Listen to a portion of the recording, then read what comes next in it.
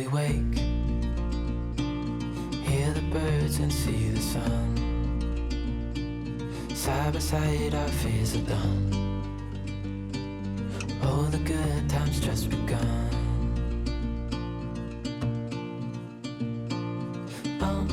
we know what we have, let's hold on tight. Found what we're looking for in life. Call us crazy, but things are finally right. With you and I, the future is bright.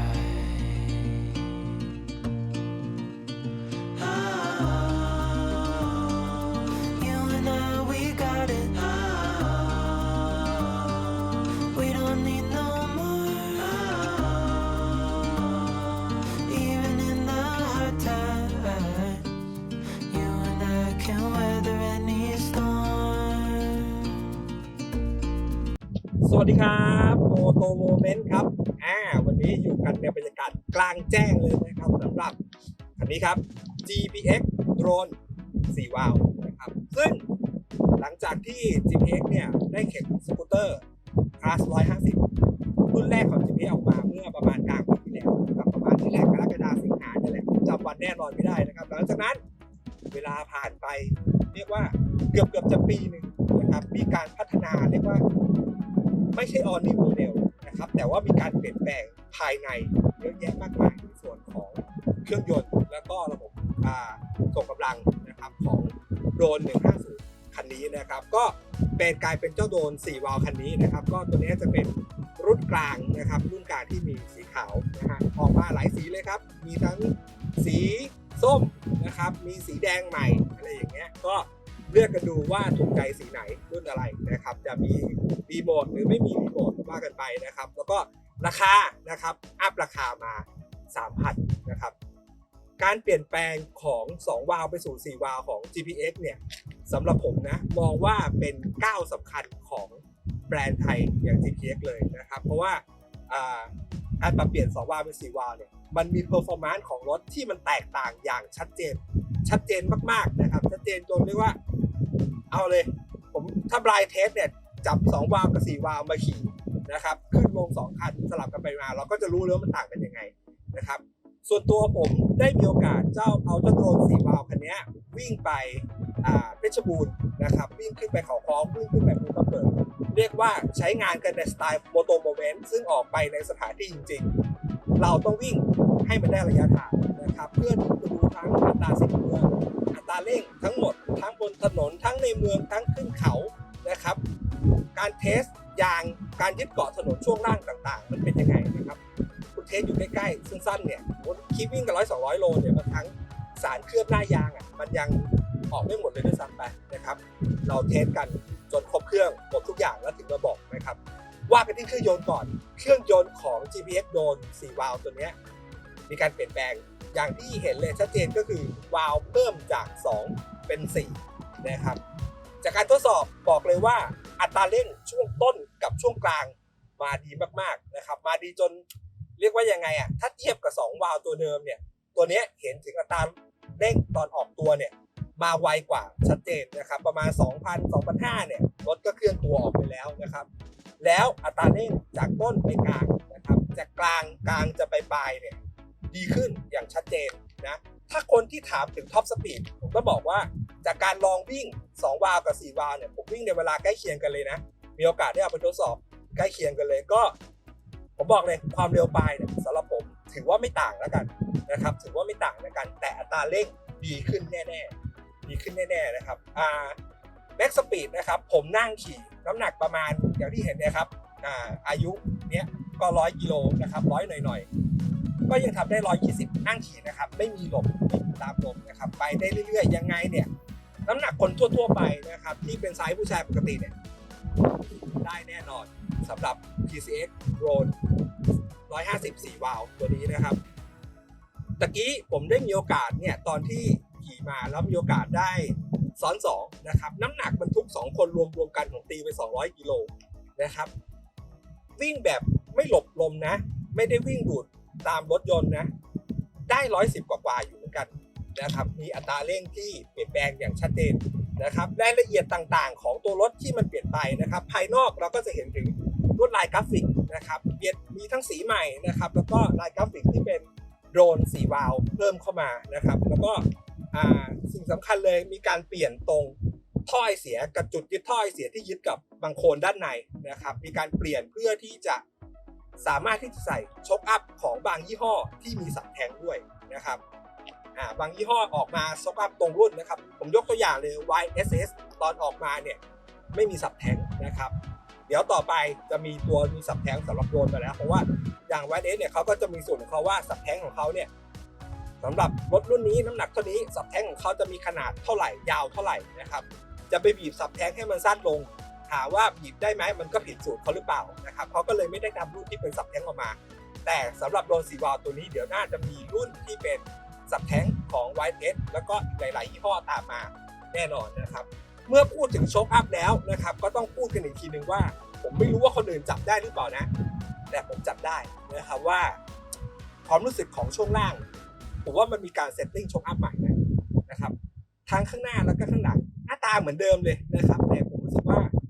โชคมันมีความหนืดนะครับมันมีความหนืดมากขึ้นปกติเนี่ยผมวิ่งออกต่างจังหวัดอย่างนี้เนี่ยตอนที่ผมเอาตัว2วาล์วไปวิ่งนะครับผมต้องปรับโชคอัพให้มันแข็งขึ้นแต่สำหรับตัว4วาล์วไม่ต้องปรับก็ใช้ได้นะครับไม่ต้องปรับก็ใช้ได้นะครับมันมีความหนืดที่กำลังดีนะครับแต่ว่าถ้าซ้อน2อย่างที่ผมบอกว่าซ้อน2มา200โลเมื่อกี้ปรับพีโหลดโชคอัพ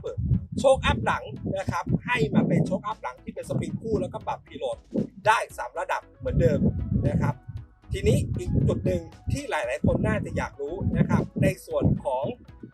อัตราสิ้นเปลืองของเชื้อเพลิงนะครับพูดภาษาไทยบ้านๆว่ามันกินน้ำมันไหมนะครับแน่นอนรถมันต้องกินน้ำมันถึงจะวิ่งได้ไม่ใช่รถ EV นะครับกินเท่าไหร่เอางี้ดีกว่าผมบอกเลยวิ่งความเร็วปลายวิ่งความเร็วเดินทางแบบผมยาวๆเนี่ยผมรู้สึกว่ามันแทบไม่ต่างกันนะครับแต่กำลังอัดหรืออัตราเร่งที่มันดีขึ้นเนี่ยมันจะมีส่วนต่างในการที่ความเร็วมันจะเดินสู่จุดหนึ่งไปอีกจุดหนึ่งตอนที่เราเร่งมันไปได้ดีกว่านะครับเราจะรู้สึกว่ามันประหยัดกว่าตรงนั้นหรือเปล่าซึ่งถ้าเป็นการใช้งานทั่วไปในเมืองเนี่ยใช้รอบต้นกับรอบกลางไม่ถึงปลายเยอะๆเนี่ยผมว่าเห็นเลยถ้าใช้คันเร่งไม่เกิน 70-80% น่าจะประหยัดกว่าเพราะอัตราเร่งมันมาไวกว่านั่นเองนะครับฟีลลิ่งการขี่ของรถนะครับเป็นอีกจุดหนึ่งเลยที่พบความแตกต่างเมื่อเปลี่ยนเครื่องยนต์จาก2วาล์วมาเป็น4วาล์วนะครับฟีลลิ่งของเครื่องยนต์เนี่ยนุ่มนวลแล้วก็สมูทขึ้นจริงๆไม่ได้มาบอกว่ามันดีขึ้นเพราะว่าจะมาเชียร์รถแต่ขี่แล้วแบบอันนี้ผมพูดเลยขอพูดเลยแล้วกันว่ามันเมื่อก่อนน่ะรถ GPX บางรุ่นเนี่ยผมจะใช้คำว่าเริ่มใกล้เคียงญี่ปุ่นนะครับผมบอกเลยว่าคันนี้ขี่แล้วฟีลลิ่งของเครื่องยนต์เนี่ยนุ่มนวลแล้วก็สมูทไม่ต่างกันเลยนะครับมีความรู้สึกว่ามันนุ่มนวลได้อย่างนี้แล้วนะเนี่ยคือสิ่งที่เราติดตามมาแล้วเรารู้สึกพอใจกับการพัฒนาครั้งนี้นะครับการสั่นสะท้านของเครื่องยนต์ไม่ว่าจะสั่นสะท้านมาที่เฟรมขึ้นมาที่แกนอะไรเนี่ยนุ่มนวลขึ้นอย่างชัดเจนนะครับไม่ต้องสงสัย GPX โดน4วาล์วมีหลายๆจุดที่ดีขึ้นจริงๆนะครับถ้าไปไล่กันถึงชิ้นส่วนที่มีการเปลี่ยนแปลงจาก2วาล์วเป็น4วาล์วเนี่ยลิสต์ออกมาได้20กว่ารายการเลยนะครับเรียกว่า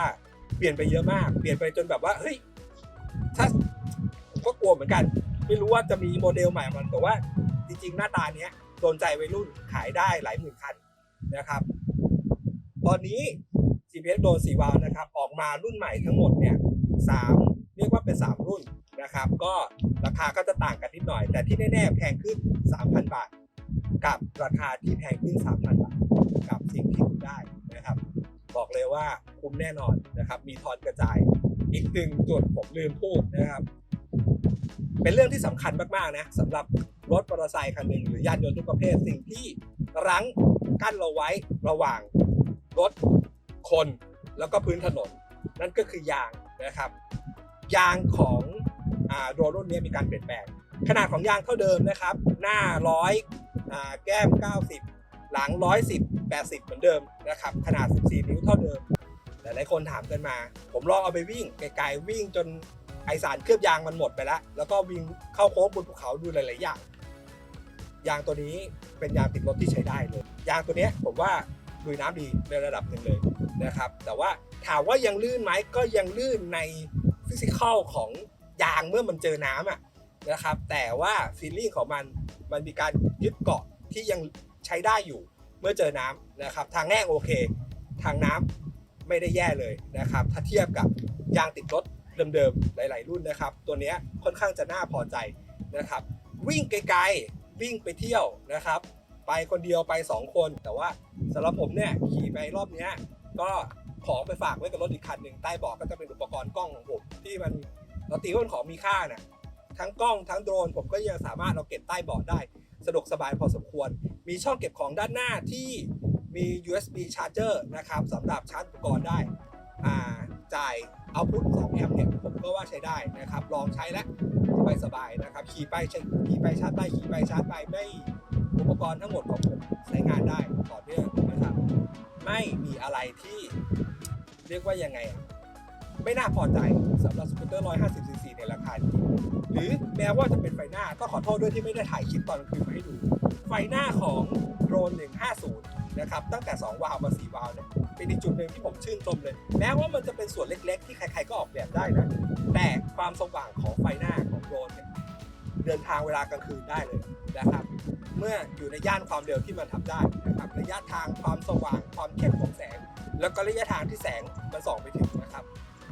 สว่างชัดเจนปลอดภัยนะครับแล้วก็สุดท้ายนี้ฝากกันด้วยนะครับสำหรับการติดตามช่อง Moto Moment นะครับฝากกด Subscribe กดไลค์กดแชร์นะครับแล้วคลิปต่อไปเราจะพามอเตอร์ไซค์รุ่นไหนมาคุยกันในสไตล์ Moto Moment ติดตามกันต่อไปวันนี้ลาไปก่อนครับสวัสดีครับ